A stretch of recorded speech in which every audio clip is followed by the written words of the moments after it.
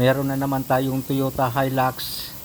Kung napapansin nyo, yung mga kulay itim na yan ay mga kolyan sa minahan. Ang gagawin pala dito ay magpapalit ng transmission range sensor, switch at ABS wheel speed sensor. Yan ang karaniwang nadadamage pag lubog sa putik yung sasakyan. Sa Pilipinas, pag naka Toyota Hilux ka, mayaman ka na.